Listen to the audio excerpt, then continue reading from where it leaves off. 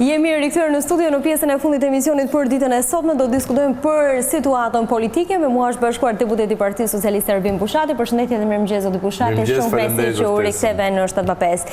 Ditën e dieshme është krijuar edhe koalicioni Aleanca për Shqipërinë Europiane. 24 forca politike janë përbashkë për të garuar në zgjedhjet e 30 qershorit, ku përballë nuk keni opozitën, zoti Bushati.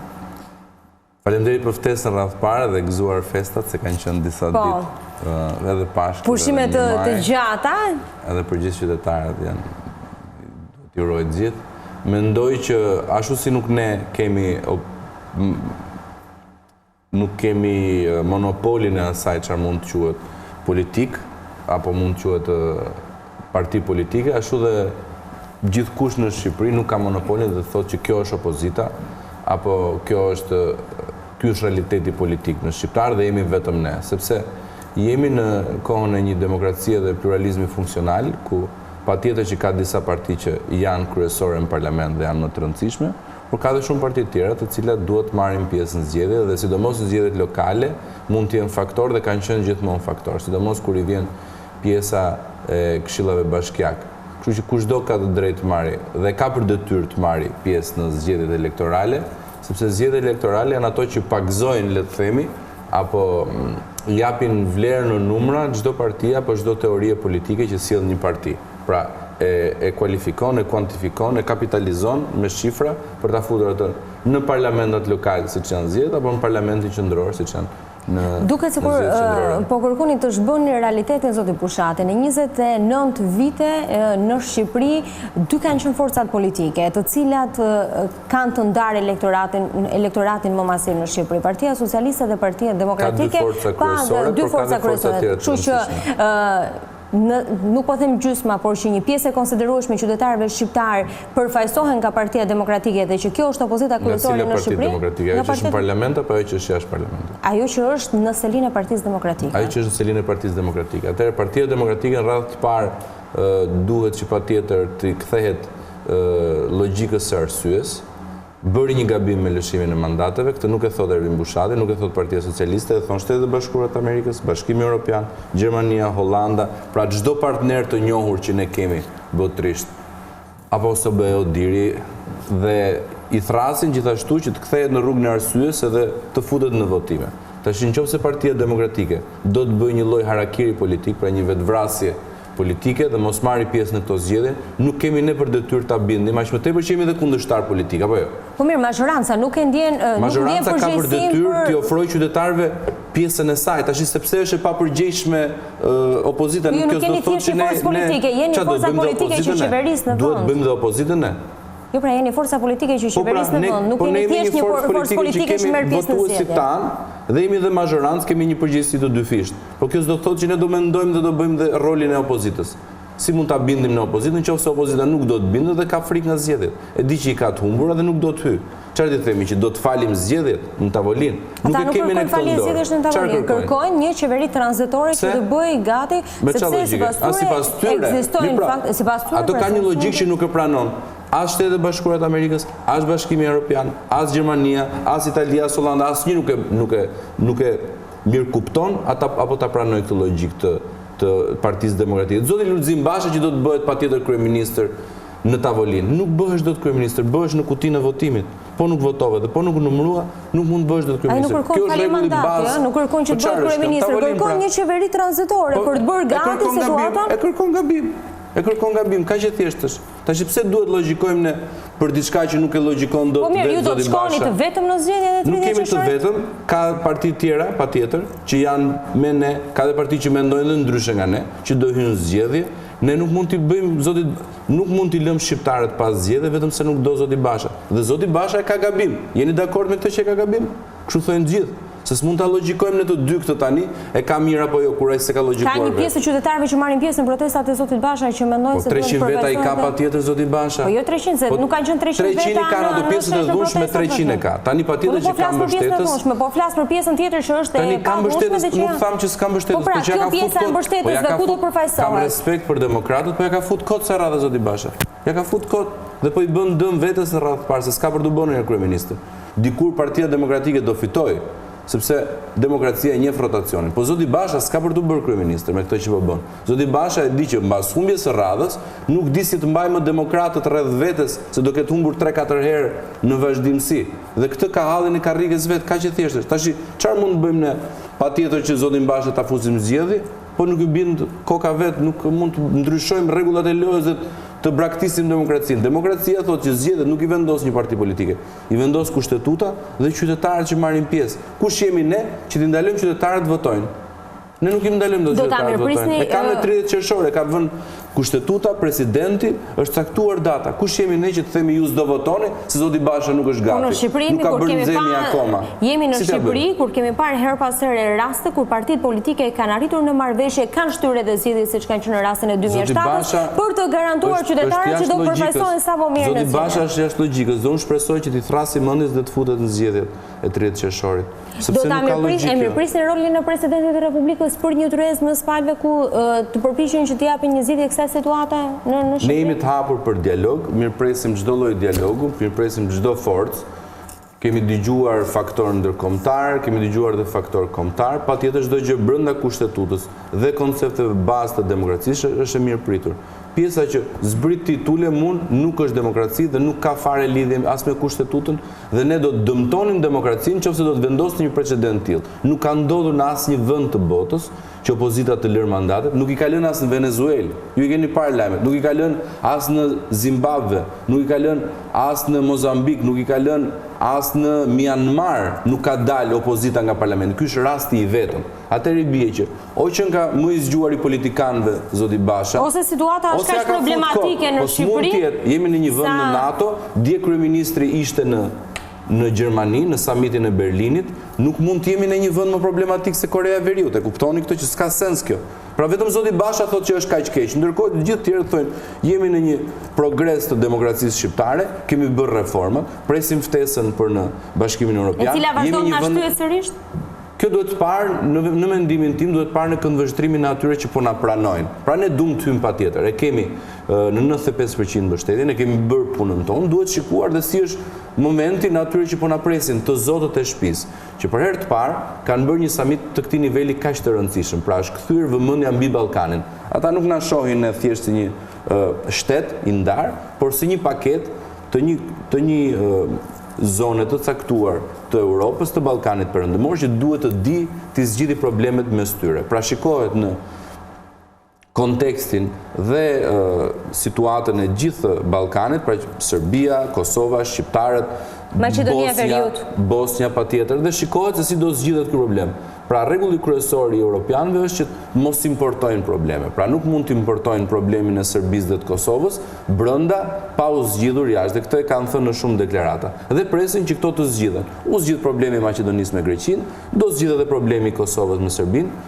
Kjo do kohën e vetë patjetër. Shqiptarët e kanë vendin në Europë, janë europianë, do të hyjnë në Europë. Tash edhe kjo pjesa që duhet jemi kaq të paduruar dhe ne ta shikojmë gjithçka. Edhe media e shkruar ishte sot ka 6 vjet që Shqipëria që pret një përgjigje pozitive. Vendet tjera kanë 200 vjet që janë demokraci funksionale. Po, ndërkohë që Maqedonia që ka pasur çështje shumë më të ndjeshme se sa Shqipëria, duket se Turqia pret që në vitin 75. Tash edhe kjo pjesa e padurimit që duhet bërë patjetër këtë muaj se rashë vdiqja nuk është normale. Pra, të paktën po ta shikosh. Por para një viti në qershor të 2018, po pra, qershor 2018 si përgjigjem të paktën në gjatësinë asaj që bën. Thjesht po ju kujtoj. Dhe Këshilli Evropian është i njëjtit qëndrim, që Shqipëria dhe Maqedonia e Veriut i kanë bërë të gjitha detyrat. Tash në duhet mirë kuptojmë dhe këndvështrimin e vendeve kryesore. Franca dhe Gjermania thotë në qoftë se duan të futen, këto vende të gjitha në sinkron, në bashkëpunim, duke ndikuar dhe tek njëri tjetri. Pra dhe faktori shqiptar të ndikoj në faktorin shqiptar të Kosovës për të ndihmuar që të zgjidhet çështja. Dhe vetëm kur të zgjidhet do jenë gati për të futur bashkë. Kaq e thjeshtë. Pse duhet ne që të bëjmë kaq paduruarin dhe të bërtasim si adoleshent ndërkohë që do ka një kohë për çdo gjë të mirë për të ndodhur. Kjo do ndodhi, në mos pikërisht në qershor do ndodhi në shtator ose dhjetor, është e pashmangshme do ndodhi. Kjo e kanë thënë të gjithë. Kjo mund të ndodhi edhe pas shumë vitesh, po. Tash mund bëjmë humor sa të duash në se kjo s'është kungulleshk, nuk është lojë kungulleshkash. Patjetër që është sukses. Sot ke një bashkim evropian që shumë i qartë këtë pikë, nuk ishte para 2 vjetësh, as para 3 vjetësh, që shumë i qartë këtë pikë. Ballkani e ka vendin në Europë. dhe do të jetë pjesë e Europës shumë shpejt. Tashi ne s'mund të bëjmë fëmijën e vogël e të themi dua kullore tash pa ngrënë drekën dhe të përplasim këmbët në vend. Ne do presim derisa vendet e Europës politikisht janë gati. Pra nuk varet nga Shqipëria, varet nga vendet e Bashkimit Evropian. Varet dhe nga ne, po ne kemi bërë pjesën tonë. Pra duhen dy kushte që të plotësohet ena. Kushti i parë është që ne të bëjmë detyrën tonë dhe ne kemi bërë bashkë me Maqedoninë reforma në drejtësi për Shqipërinë. Dhe ndryshimet kushtetuese të Maqedonisë janë përkrahur dhe janë përshëndetur si shumë pozitive. Tash duhet dhe kushti i dytë që këto vende që kanë zgjedhje parlamentare të Europës në 16 maj kanë dhe ato problemet e veta politike patjetër dhe duan të shikojnë një Ballkan që të jetë bashkëpunues dhe të zgjidhë këto problemet e veta brenda shtëpisë. Pra nuk e shohin këtë vend të Europës që është 20 milion banor gjithsej, se këto janë vende 80 milion banor është Gjermania. Dhe shikon një zonë të Europës si Ballkani që është 20 milion banor, sa është 1/4 e Gjermanisë. Thotë këta 20 milion banor nuk janë aq të aftë të zgjidhin këto probleme, na shohin pra si një vend, nuk na shohin si vende të ndara.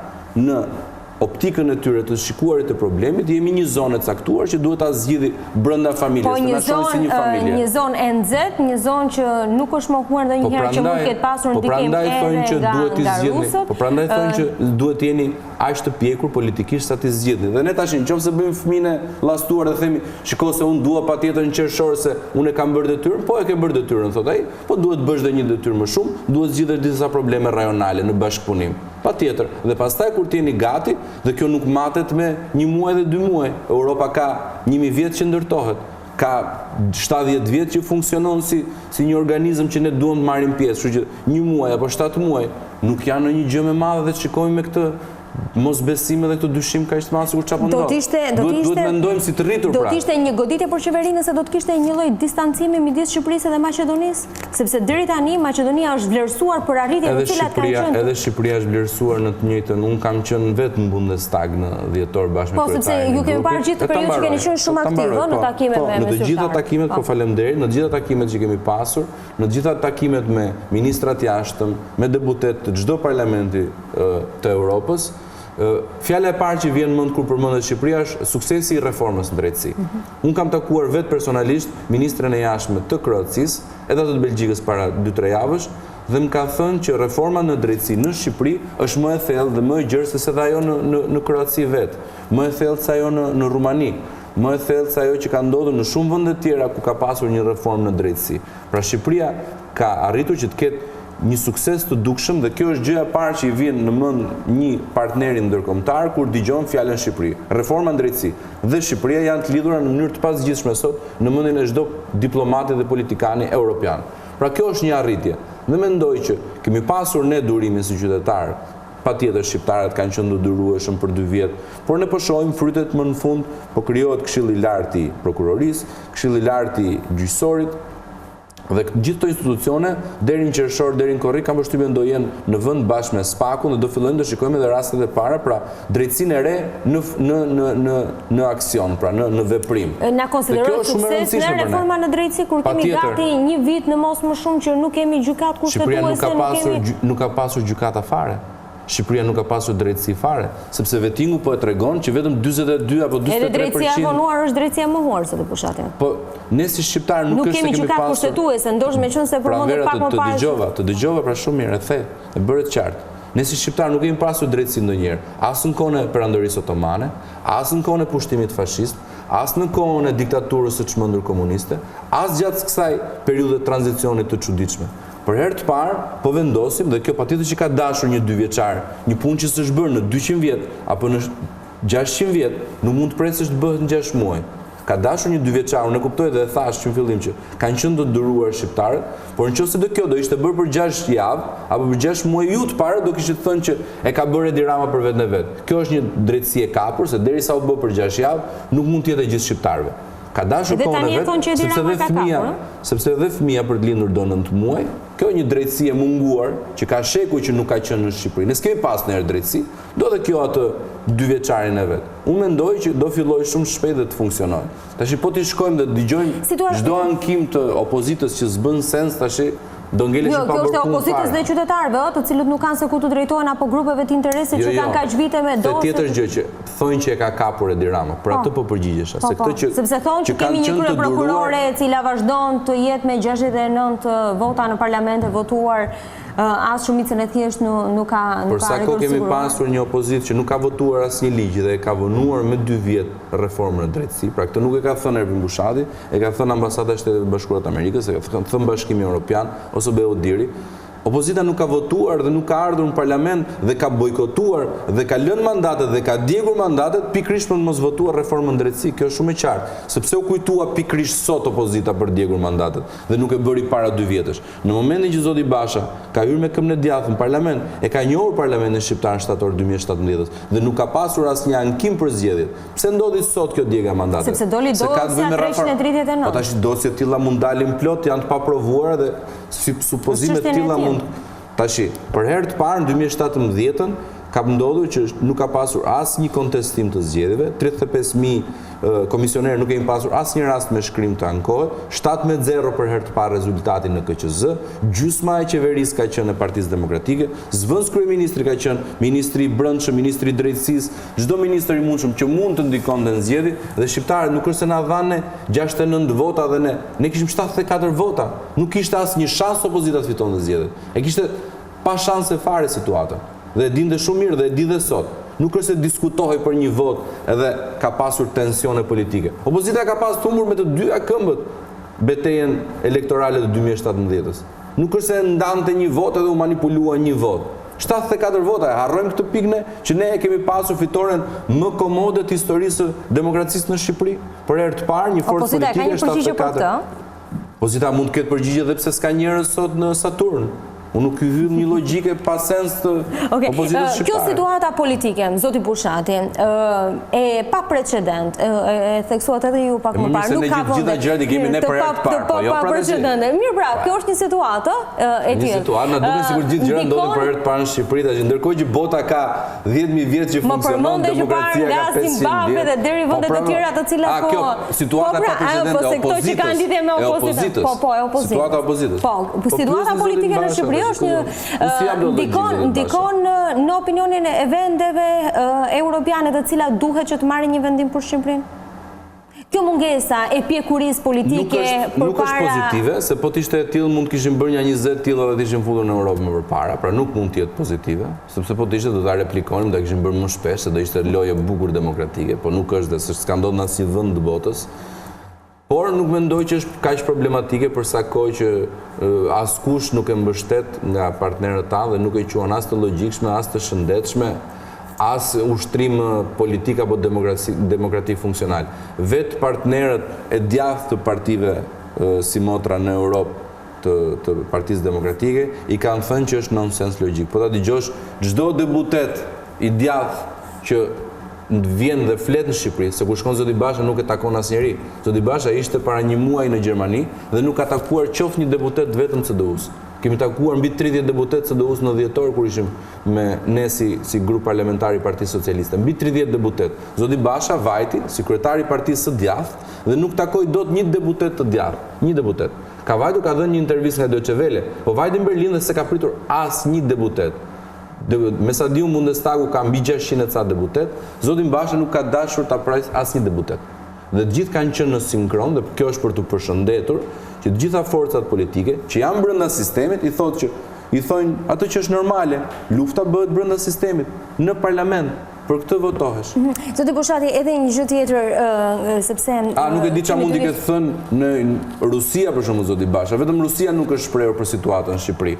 Edhe diçka të fundit zoti Bushati, në platformën që kishin nxjerrë ditën e djeshme, partitë ka 2 ditë në fakt që diskutohet, partitë e vogla të Qendrës së Djathtë, një nga pikat ishte ajo që binte në sy ishte krijimi një qeverie tranzitore 6 muaj përpara se të mbahen zgjedhjet. Dhe kjo partitë e Qendrës së Djathtë. Kush janë këto parti? Partia Republikane. Ato që janë ish deputetët e Partisë Demokratike. Po, ish deputet janë parti ato. Mirë, dakord. Janë parti politike të cilat përfaqësojnë deputet PD-s. Po, janë në koalicion me Partinë Demokratike. Janë të gjithë deputet të listës demokratike. Domethënë janë parti që nuk kanë asnjë deputet në parlament. Po kanë deputet në parlament. Jo, pra ato janë deputet listës PD-s. Po pra të listës së PD-s, po përfaqësuesit e tyre kanë votuar. Dhe ne mos bëjmë si shumë naiv dhe të themi që këto janë parti që s'ka lidhje me PD-n. Ata janë deputet PD-s. Ka absolutisht nuk e mohova unë. Ne harrojmë disa gjëra. Domethënë dhe tash presim që dhe presidenti të takohet me bashkëshorten e tij edhe të flasi si dy palë të ndryshme brenda familjes. Kështu që për sa kohë është të flasin si jashtë familjes kur do takohet presidenti me bashkëshorten. Po mi pra mos bëjmë sikur nuk i kuptojmë disa situata. Këta deputet janë Partisë Demokratike. Nuk mund të bëjmë sot si janë deputet Partisë Demokratike. Nuk po e mohojmë që janë pjesë e koalicionit Partisë Demokratike. Jo, janë deputet Partisë Demokratike. Këta janë deputet Partisë Demokratike. Po, por janë ndërkohë dhe kryetar të forcave të tyre politike. Duhet të ndalem tek pika. Me dy që bëjnë sikur të janë të PD-s, po nuk janë të PD-s tash si shpirti i shenjtë. Po mund të ishte edhe propozimi i Partisë Demokratike, dua të ndalem tek propozimi. Dua të ndalem tek propozimi. Do të ishte dakord që të kishte një qeveri tranzitore 6 muaj përpara zgjedhjeve, të paktën për një periudhë 10 vjeçare në Shqipëri, sa klasa politike të tregojë maturinë që t'i pranojnë zgjedhjet. Atëherë në radhë parë zgjedhje ka çdo 2 vjet. Pra i bie që në 5 procese elektorale tashmë. Atëherë kot që votojnë njerëzit, sepse me këtë teori i bie që të kemi qeveri teknike dhe jo politike gjithmonë. Në radhë të parë kemi zgjedhje çdo 2 vite. Ne nuk e shohim kaq problematike. Kjo nuk ka ndodhur as 92-shin, as 93-shin, as 96-ën. Pati një eksperiment të tillë dhe tregoi rezultatin. Ne fituam 74 mandate. Pra nuk mendoj që ndihmon kjo opozitën. Del edhe më keq në zgjedhje. Unë nuk doja t'rregoj opozitës gjitha. Po nuk dua t'ia tregoj pse ka dalë kaq keq, ata nuk e kanë kuptuar akoma ndoshta se ndoshta mund na ketë ndihmuar në kjo dhe mund të bie që politikisht na bën më mirë po të hym të tillë sepse hym të çliruar. Më të mobilizuar. Më të çliruar, nuk dua t'ia shpjegoj gjitha opozitës, le të mësoj ca gjëra vet, por nuk mendoj që i përgjigjet kjo elektoratit dhe ne kemi votues tan, shqiptarët prandaj votojnë që të kenë demokraci funksionale politike. Nëse do të ishte demokraci teknike, atëherë s'do ishte as demokracisë. Pse votojnë qytetarët? Atëherë lëmë qeveri teknike në çdo mandat, edhe duke sikur zgjidhen problemet. Po në 30 qershor nuk do të kemi zgjedhje demokratike. Patjetër që janë demokratike. Nëse e keni dëgjuar çka ka thënë Departamenti i Shtetit, ka thënë që zgjedhjet, nëse nuk futet Partia Demokratike, nuk do na duken më shumë problematike dhe për mendimin tonë, Partia Demokratike duhet futet në zgjedhje, po kjo nuk dëmton procesin. Qytetarët nuk mund pengohen të zgjedhin kryebashkiakun e tyre. Qytetarët duhet të përfaqësohen. Qytetin, po patjetër le të përfaqësohen, kandidojnë. Tash çfarë problemi kemi? Pse do ta mendojmë ne se çfarë halli ka zoti Basha, se qanë si fëmijë, se do të bëhet patjetër kryeministër. Për sa kohë zoti Basha është kryetari i Partisë Demokratike. Po tash më vjen keq, kam respekt për demokratët, ja kanë fut kot me zotin Basha. Tash paktën kishin një kryetar si zoti Berisha që nuk qahej, zoti Basha dhe qahet, nuk është pjekur akoma, ja ka fut kot sa rradhë, nuk vjen keq, ore bëjnë dhe gabime, kanë zgjedhur njeriu e gabuar, ta shikojnë, edhe le të zgjedhin dikë tjetër. Ishte shumë kënaqësi që shkojmë gjest me mua në 7:05 ditën e sotme, gëzuar edhe ju. Kjo ishte gjithçka e përgatitur për emisionin 7:05 dhe për ditën e sotme. Ne takojmë sërish nesër në Po të një tenor, kalofshi një ditë sa më të mbar, mirupafshim.